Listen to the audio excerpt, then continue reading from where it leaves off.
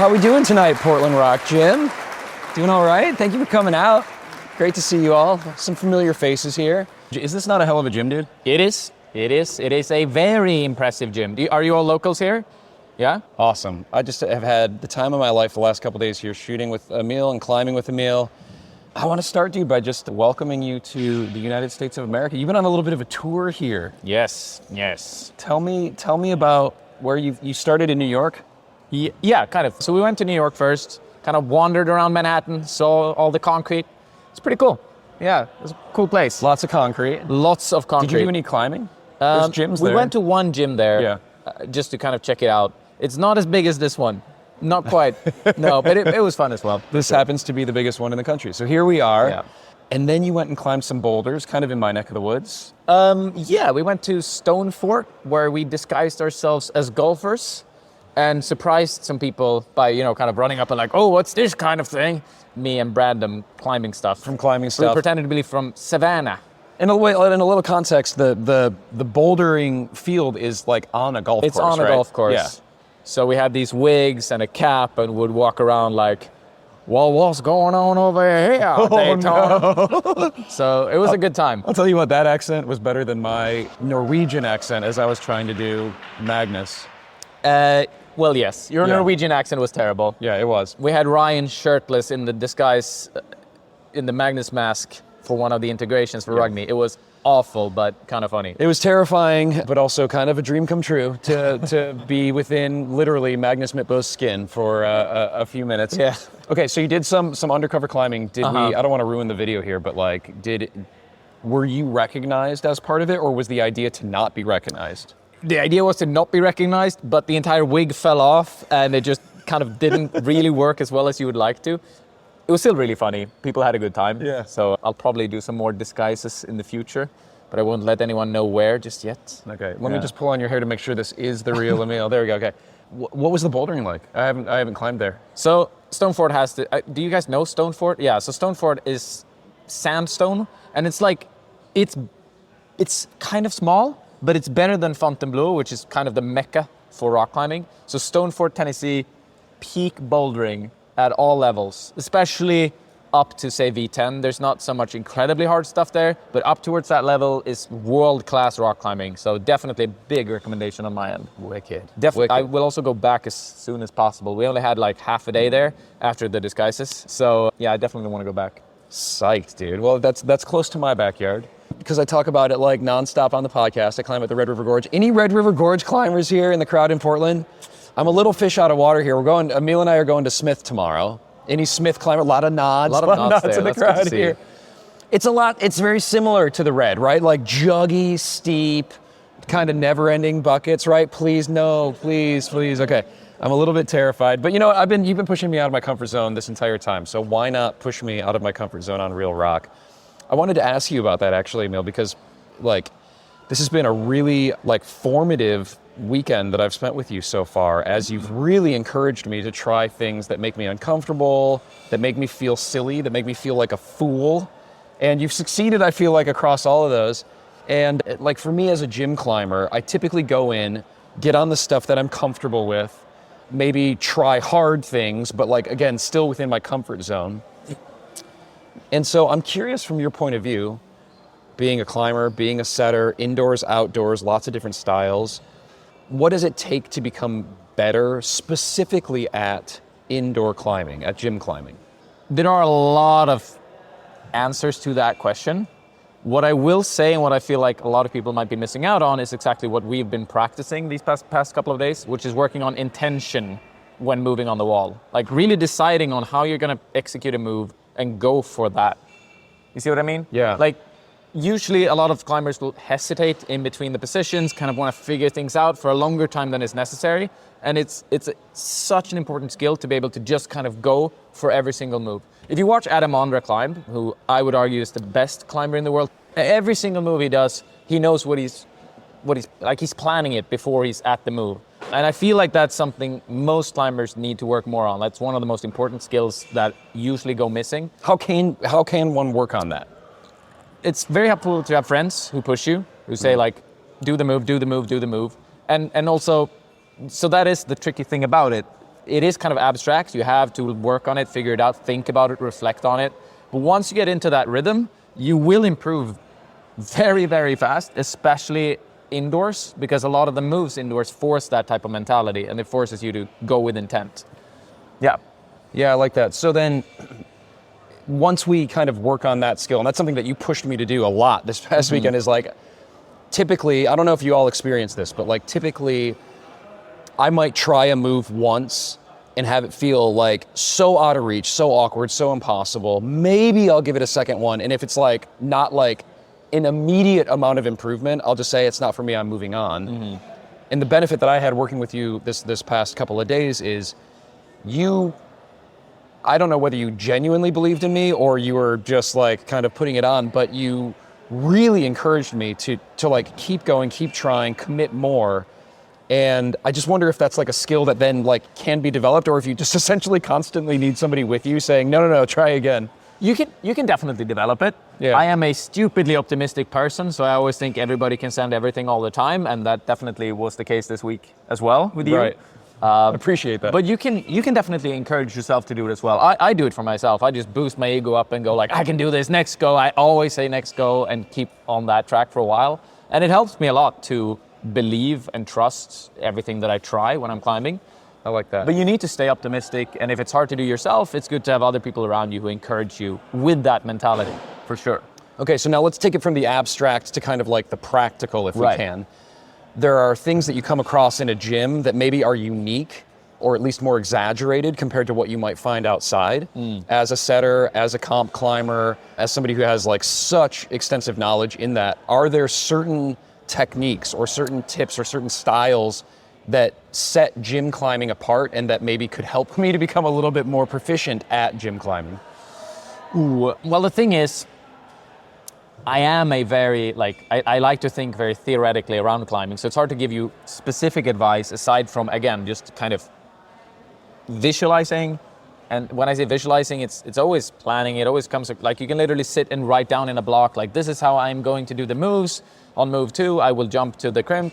I mean, I do this in my own head, but doing it on a piece of paper or, I don't know, saying it to a microphone or saying it to a friend also works. It's very much just affirming what you're going to do on the wall that will help you progress so that you're actually doing it, because you're just cementing it in your own brain. The way you do that is kind of completely up to you.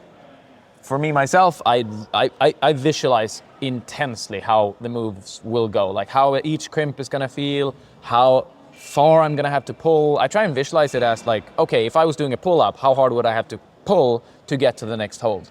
That's a method that works for me. I'm sure for other people, again, like writing it down, telling a friend is something that might work better. Yeah, that's interesting. You know, one of the things I noticed in kind of climbing with you is that a habit that I had that I think I'll try to break after working with you is that I would try a problem, I'd get maybe halfway up and get like stopped by a move, and I'd rest, and then I'd sit back down on the ground and I'd start to go again, and you say, whoa, pull on from the middle, right? And I don't, like, my mind wasn't kind of working that way. So just, is there a general strategy that you have around like breaking up boulders into certain parts? Right. Yes and no. I definitely feel like a lot of climbers are starting from the ground too often, and that's never a particularly good thing. Unless you're just trying to have a good time, you just want to climb some moves, and you don't really care about the outcome or necessarily the progression. But definitely working on each individual move until it feels relatively perfect is a very solid way to progress. Because most pro climbers and elite level climbers, what they have that separates them from a lot of other people is a repertoire of movement. It's basically like a language in a way, like just words or moves that you have in the back of your brain. And the more you extend that repertoire, the easier a new type of move will be, because you probably know like a variation to it already. So then in terms of like skill development, strength development, as it pertains specifically to indoor climbing at like a gym like we're at right now at Portland Rock Gym Beaverton, where there's a huge variety, right? Mm-hmm. We had crimpy overhung problems. We had massive volumes in coordination and jumps, and my God, the run and jumps. You guys, I tried to run and jump and it just scared the living daylights out of me. But then a massive rope climbing section as well. You start to come across these moves, right, that maybe are repetitive, and it's something you need to commit to. that's really dynamic, or like a paddle dyno or something like that, do you try to isolate? Is there like a library of moves that you try to kind of work on, if you will, or do you just try to push yourself and climb every different angle in the gym in order to kind of learn that? It just seems a little overwhelming to me, so I'm trying to figure out, okay, how can I get better specifically at these different skills? Right. I think like all things in climbing, you need to consider what do you want to get better at. If you don't care whatsoever about the coordination dynos, you don't have to push your absolute limit on them. I think they have value for every single climber. Even if you're like a static monster who just wants to climb slowly, it's still worth it to practice a little bit of coordination. But I don't think you need to be a V11 coordination dynoist to climb a V11 static boulder. Right. So there's definitely a certain skill level that you don't have to pass. But I think a very good example is we worked on some coordination stuff.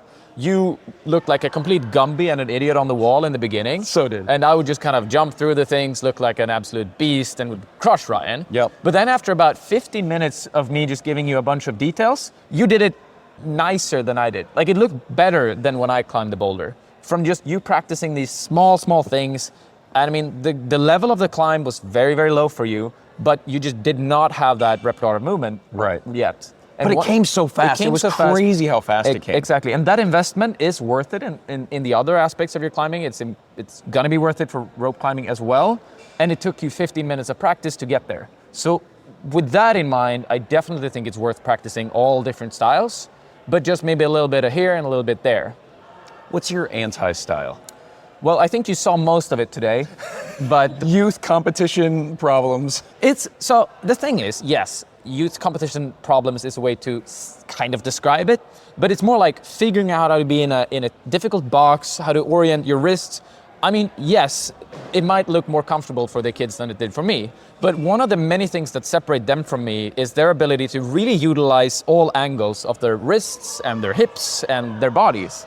They're way more flexible and they have more mobility. And that's really where the difference is. If I had those strengths, if that was a part of my movement pattern, it wouldn't matter that much that I'm taller.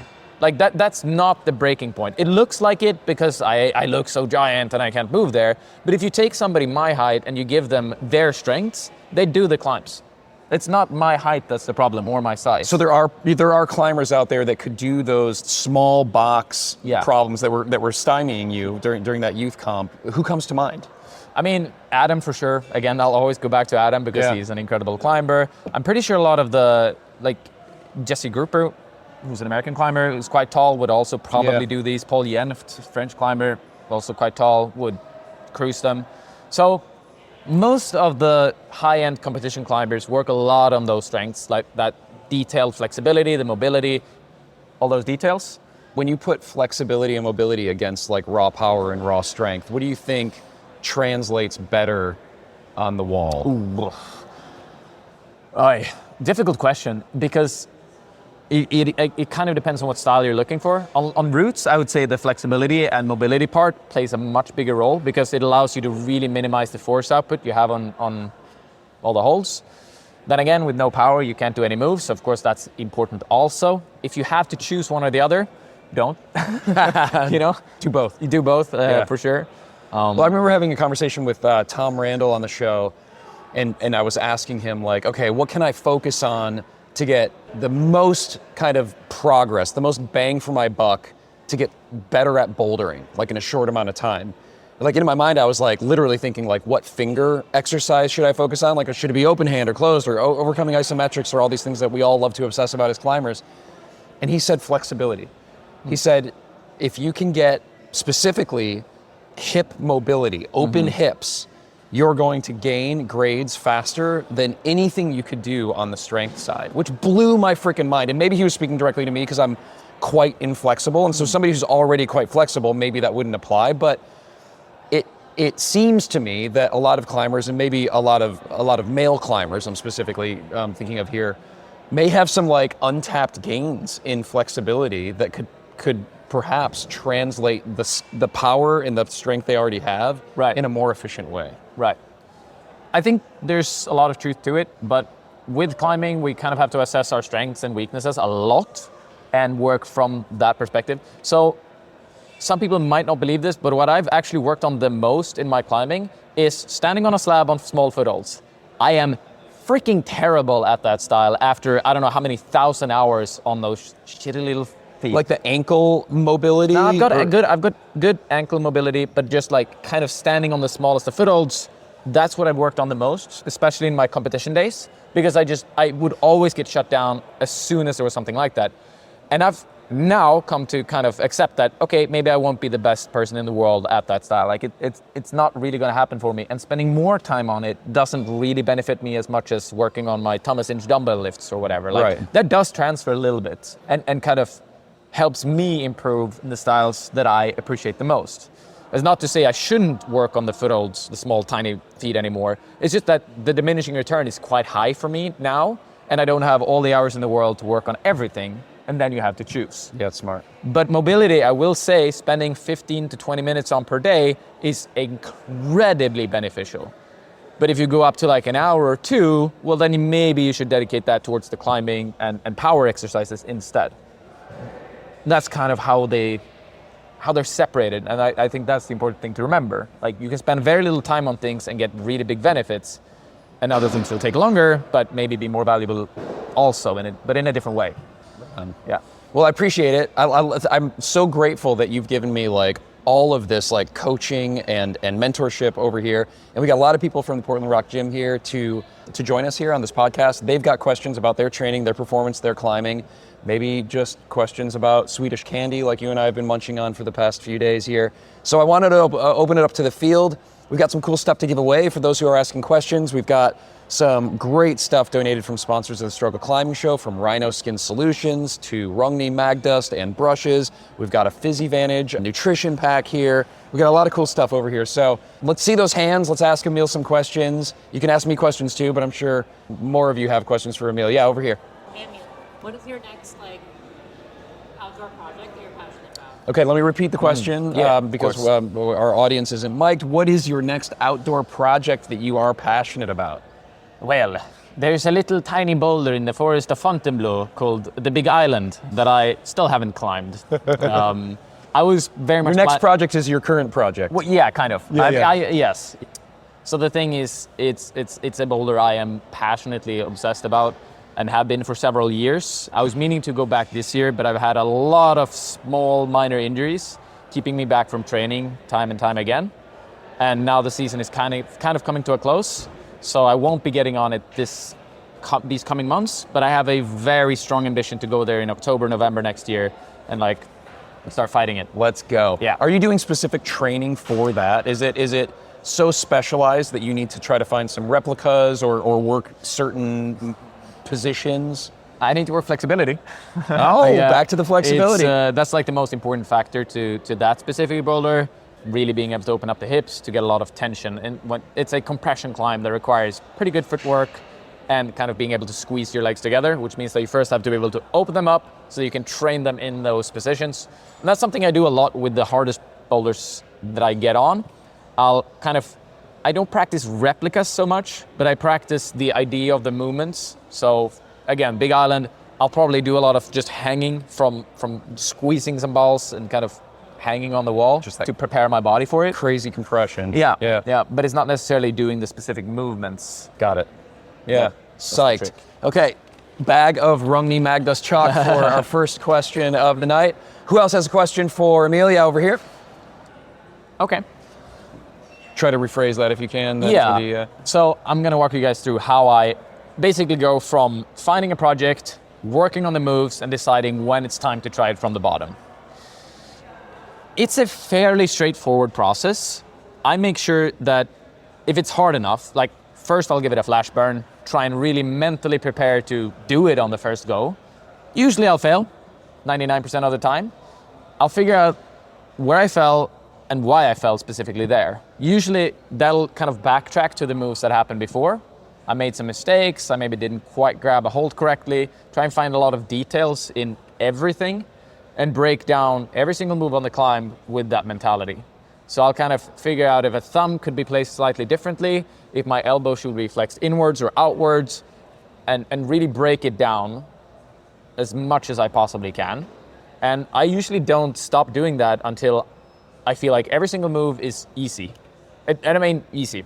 That's on my hardest project thing, limit, every single move feels easy. Wow. If you ask me to go try the big island right now, I would do every single move first go. But I'm not close to doing it because I still have to tweak those moves even further.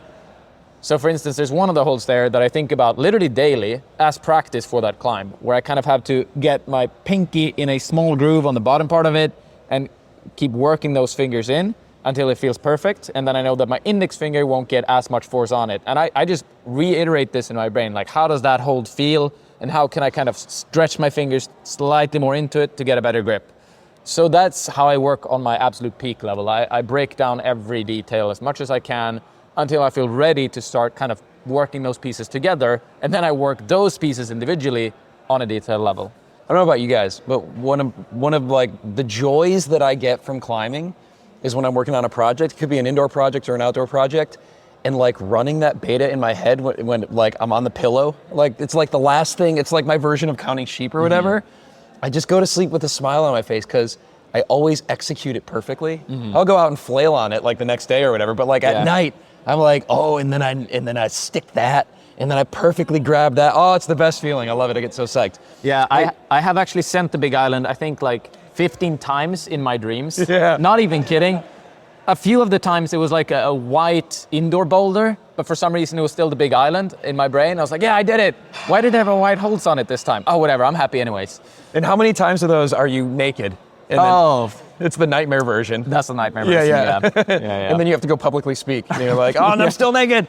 And I'm in high school. Oh, that's great. Hey, a little rhino skin care pack for you for that question. Let's pass it back. Thank you. Appreciate it. Other question for Emil. We've got all hands over here. We had some hands up here before, I know. Yeah, I think let's go with you over here on the end. We'll work to our way back. Oh, it's a question for me. My dude. Oh, you're going to get a good prize. What was the question? Sorry, now I'm just like, my ego is so exploded because I got a question. What are some of the dream guests you haven't had yet that you'd love to have? Oh, the dream guests that I haven't had. Well, let me first start by saying I've had so many dream guests on the show. Like I started this show, my wife calls it like the most expensive, time-consuming project to meet my heroes like that could ever be imagined. And she's so right. And it's working, which is great. So I've talked to so many people from Lynn Hill to Adam Ondra. And I mean, it's just like too many to name. It's so great. But guests that I haven't had that I want to have on, there's so many. Some that are like really well known and famous, like Yanya, I would really love to talk to. She's like such an inspiration on and off the rock. And like putting down some of the hardest outdoor climbs in such short order. Like we all know her as like double gold medal winner. But then she'll go outside and she'll like do a V16 twice in a row because like she didn't like how it was filmed the first time. It's so crazy. Yeah. So would love to have Yanya on. And there are a bunch of others. Actually, like Colin Duffy, I've really been wanting to talk to. Nathaniel Coleman, I've been wanting to talk to. There's some guests that I've had on that I can't wait to have back. Jakob is, like on the list of people that I'd really like to connect with. And I'd love to hear from you all as well. Anybody that, you might want to have on the show. Noah Wheeler was in the news today for sending Shaolin V17, absolute crusher, board crusher, gym crusher, outdoor crusher. So yeah, like, kind of the new guard that's coming up and some that maybe don't have as much fame or as much of a platform, I'd really like to talk to. So yeah, I'm really excited for the conversations that I get to have. I appreciate the question there. Okay, you get either PhysiVantage Collagen or MagDust and MagJuice combo. What do you think? PhysiVantage or MagDust MagJuice? Okay, PhysiVantage Collagen coming to you. Oh, we had a question over here, then we'll bounce back here. What type of climbing I prefer the most, or? You climb the most at this point in your career, so like... The climbing that I focus the most on is probably rock climbing in general. So any of my projects that I have in the back of my mind, because that's where a lot of my passion lies. Outdoor rock climbing you're talking about. Yeah. Yes, exactly. But the vast majority of my climbing is conducted indoors. Essentially all of my training and all of my preparation goes indoors. And I would say I'm quite blessed to love both a lot. Some people kind of just want to climb indoors or just want to climb outdoors, which for me is a little bit limiting. I mean, you can just go where your passion is, and that's awesome. That's the beauty of the sport. Some people love sport climbing, others love bouldering, indoors, outdoors. There's, you can pick and choose, which I think is pretty freaking beautiful. But yeah, definitely my goals lie in the outdoors. but my training and the vast majority of my climbing are indoors. Yeah. Is it, when you're climbing indoors, is it very specifically in your mind, this is training for the outdoors, or do you have indoor session days where you're like, I'm just gonna go have some fun and get some joy out of this session here, and you're not thinking about like how it's gonna apply to the next outdoor thing? I play around a lot when I climb indoors. I do essentially all of the coordination dynos I can find, even though I don't necessarily consider them training for me, just because I think it's fun. It's good practice to work on that like mindset, and I, again, like I talked about earlier, just having intent in movement is great to keep practicing. But it's not necessarily, like when I'm done doing the coordination dynos, my training kind of begins, if that makes sense. Like it's not to say that it's not training, it's just that I don't specifically view it as part of the training. It can be, but it's not where I. But you'll start your session with that. You start your session with kind of quote unquote some fun stuff. Exactly. Get loose, and then you're like, okay, let's go to work. Exactly. Jump around, kind of play on I play on so many slabs, one of my favorite slabs to climb, but not anything I ever project outdoors in the same way. So yeah, a mix and match of everything. Appreciate the question. How about a brush from Rungni? Yeah. All right, we had a question over here from you. All right. We got a tree climber turned rock climber wondering how you got into climbing. I also climbed a lot of trees as a kid. Thought it was a lot of fun. I fell on my head a few times, and then it was over with that. My parents didn't like it a lot. We can tell. Yeah. It comes through. I agree. But what got me into climbing was, so I was a massive gamer when I was a kid. I played pretty much every single computer video game, anything you might think of. It's basically all I spent my time into. But then my brother started rock climbing when he was 18 and I was around 15, turning 16. I tagged along. I hated it so much because he was way better than I was and I got mega competitive.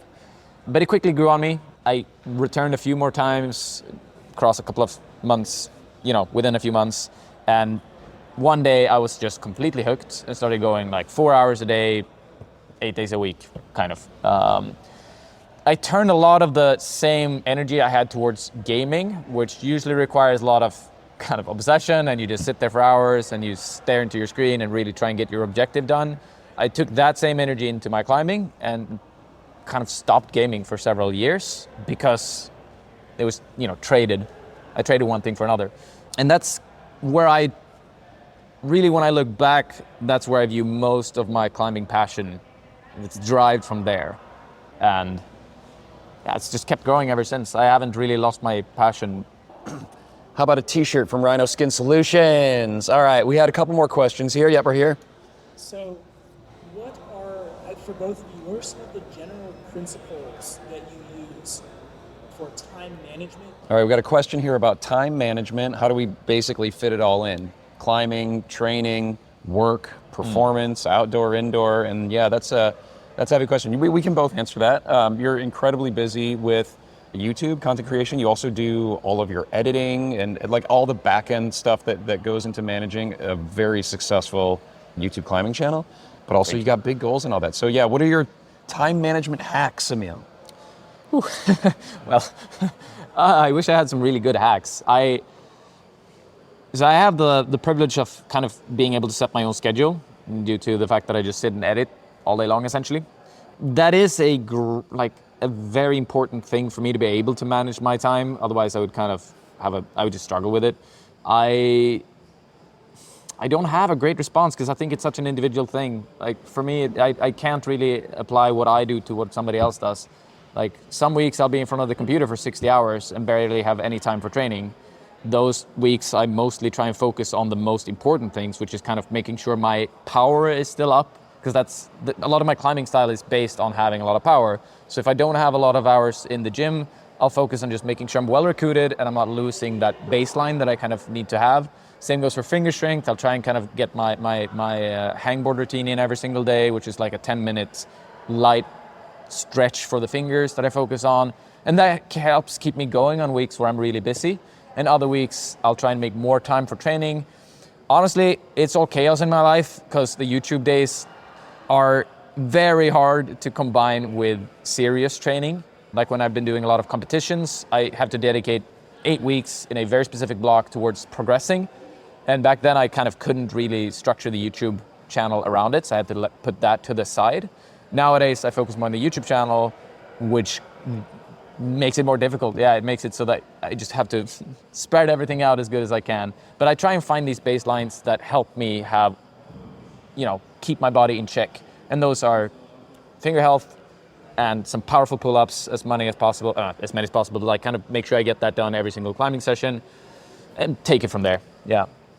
Yeah, and I'll say for me, because I'm like probably at the busiest season of my life. I'm in the sandwich generation. Some of you all are probably experiencing that as well, but I've got young kids and I've got old parents, and they both need my help and my love and my care, and I love that, right? That's that's my primary objective. I also have a job, like a real job that I have responsibilities for. And then I've got this podcast that's also like a real job that I have responsibilities for. So there's no shortage of things that will draw on my time, right? So 2 kind of practical things that I can say that work for me are 1, scheduling, and 2, understanding the concept that doing a little is a lot better than doing nothing, okay? And some people I used to be an all or nothing guy. Oh, if I don't have 2 hours to complete this workout that I know I want to do, I'm just not going to do it. I threw that out like 5 years ago and said, okay, I don't have 2 hours to do this workout I'm going to do, but I've got 15 minutes between now and when my next conference call is, or between now and when my kiddo gets out of the shower or whatever. What can I do in 15 minutes? So I will say, like, from a practical climbing point of view, having a few implements at home is like a freaking game changer. Because what's hard is like getting in the car and driving to the gym, whatever. And so like, even if it's a couple campus rungs screwed into the bottom of the staircase downstairs in the storage room, or like I use a force gauge, like a force board, grip thing. And so like I can go and in 15 minutes, I can like legitimately get like a pretty hard stimulus on my fingers. Or I can do, like Emil was saying, some pull-ups. I talked to Tim Emmett on the show, great climber, all around climber adventurer. And he has this thing that he does called 10 minutes of fury. And it's freaking nuts, right? Like you want to puke at the end of it, but it is a 10-minute workout. And it's 50 push-ups, it's 50 pull-ups, and it's 100 sit-ups in 10 minutes. Break them up however you want, right? And so like I would do 5 push-ups, 5 pull-ups, 10 sit-ups, 5 push-ups, 5 pull-ups, 10 sit-ups. So that would be my rotation, right? So you can kind of like rest, and then like I would go as hard as I could until I started to like crash, and then I would take rest in between. And I can get those done in 10 minutes. Your version of that might be 20, and 30, or whatever it is. Like adapt it to where you're at in your fitness. It might be, for somebody like Emil, it might be 100, and 200, whatever it is. Find your version of what you can do in 10 minutes that basically maxes you out. And you know how good I feel after that 10 minutes? Well, first I want to die. So first I feel bad. I feel really bad.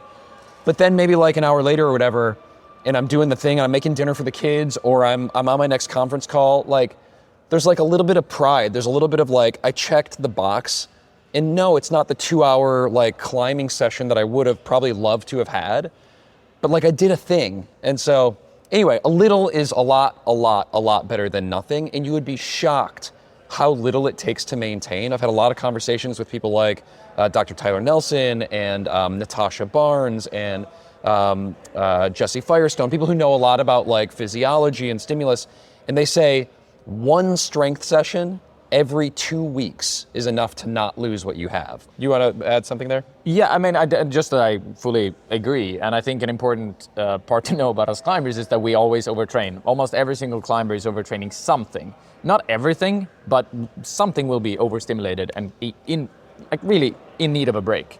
And that's totally fine. Like, I think that is right. Important to remember. You'll probably come back and do the project. Yeah. Like if I got the flu and I like had to take a week off and I recovered, and then I came back and I sent the hardest thing I've ever sent on the moon board. And it was like 10 days off, and I think just because I like essentially was forced to recover. We probably all have experienced something like that in our climbing. Yeah. The other thing I'll say too, just on that, because I mentioned scheduling. And so scheduling for me is something that really works. I'd literally the night before write down every hour of what my next day is going to be. And it's so OCD, you guys, but it really works for me because I get to set my own hours. So I don't have somebody telling me that I need to be somewhere at some point in time. I know where I need to take my kids to school. Like there's different like guardrails on the day. But then I just have 6 hours to get my job work done and my podcast work done and whatever. And so I just map it out, and it's the weirdest thing, but like I will map out my workouts. And then I try to stick to it unless something goes really sideways. If I wrote down a 20-minute, hangboard session, or I wrote down a day of rock climbing outside at the Red River Gorge, like unless something really significant comes up that forces me to do it, I stick to it. Because there's always another email to respond to, and there's always another like deadline thing at work, but I'm like, hey, for this 1 hour I've committed to going and climbing, and I just do it, and I leave my phone in the car, and I just like get it done, because there's always the ping on the phone and all that. So anyway, that works for me. It may not work for you guys, but it really works for me. And you get yourself some mag juice, some sweet, delicious mag juice. Probably like 1 or 2 more questions, and then we can do some photos if you guys want with me. Emil will take the photo. He'll be happy to work the camera. You can come up and get your photo that you've really wanted with me. Let me do a couple more questions, and then I've got like lots of stuff to give away just for all of you for coming out tonight. I really appreciate it. Yeah, right back here. Cool. So board climbing. the question is, do you like board climbing? Do you recommend it? This climber here has been hearing a lot about board climbing, and no doubt, board climbing is a pretty popular thing. Like, it seems to be escalating in popularity in the climbing community. So yeah, where do you land on board climbing? Out of training tools for climbing, board climbing is as high up on the list as it could possibly be. There is not a single person I wouldn't recommend board climbing to, aside from somebody with finger injuries who just kind of break as soon as they try it. There's definitely a kind of a high threshold to do it and to try it safely, and you need to be careful on a board. But the gains you can get for climbing are incomparable to kind of almost anything else by just doing it, finding your level, kind of maybe having a little structure of 10 different boulders you have as goals and working towards those, like building up a pyramid on a board. It is hands down the best tool to progress as a climber. For technique, for strength, for whatever you need. For everything, essentially. Even for these pedal dynos, you'll improve. Because the thing is, what happens on a board is that you can build your strength and skills tree so fast that you can apply it to other areas right away. So like for comp climbers, for outdoor climbers, for people who just want to progress at anything in climbing, boards are the best, in my opinion, of course. Are there friendlier boards for beginners? Are there more challenging boards for advanced? Yeah. How would you kind of break that down? What I would recommend everyone to think about with the boards is to try and never cut feet. Because cutting feet is what causes the most amount of injuries. It causes a bunch of shock on your tendons when usually it'll be because you're throwing for a hold and having to really cut and pull hard, which is great for training, but it's also great for just imploding. So like, definitely try to keep the feet Try on. to keep the feet, and if you can, then any board works. Some boards that'll be harder on some boards than others. It'll be harder depending on the boulders that are already set on that board, and you kind of have to fiddle through more on certain ones. The kilter board, for instance, will have a lot of cut loose moves, but if you find boulders where you can keep feet, the kilter board is a fantastic tool.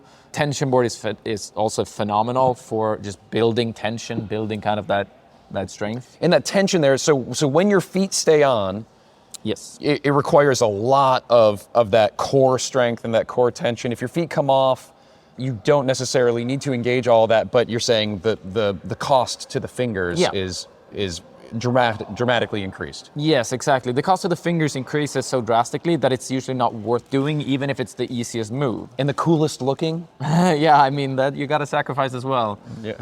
But again, like for the kilter board, most of the moves are easier to cut on. Like just hanging off the holds and taking a swing. It's almost always easier. But if you encourage yourselves not to allow that and just skip the boulders that force you to do dynos or kind of cut feet, then you're good. You'll be fine on the board, most likely.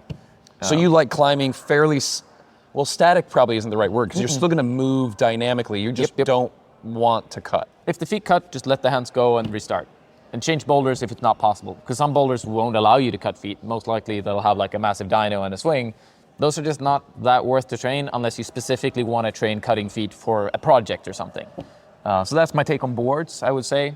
Best tool in the world. You need to be cautious with it, or else you'll have a fairly high chance of seriously injuring yourself. Do you think one can train for routes on boards? Like, can one train endurance on boards, or is it very specifically like power strength? No, 100%. Boards for endurance are fantastic if you can stay motivated on it. Several of them have like this circuit thing on it that you can play around with, which basically is like setting a route so it keeps Kind of going lighting in up the holes. circles, or okay. Yeah, and that's fantastic. 100% fantastic for lead climbing and for endurance climbing.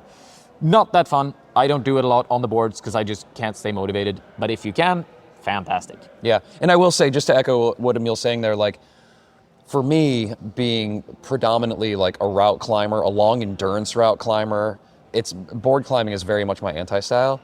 And so it's been, suggested to me by some of the coaches that I've had on the show and climbers that I climb with, like, that I should be doubling down on that and going at that. And so we've got a gym. I wish we had more varieties at the gyms that I'm at, but we've got a moon board at a gym that I go to, and spray walls, which I find spray walls to be great, but like not as easy, if you will. I like it when holds light up and I'm just like, there's the thing.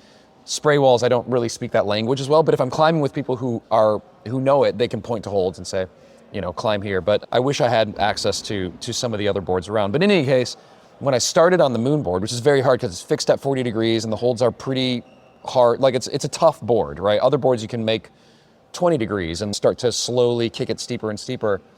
But when I started on the moon board, I couldn't do any of the problems that were set.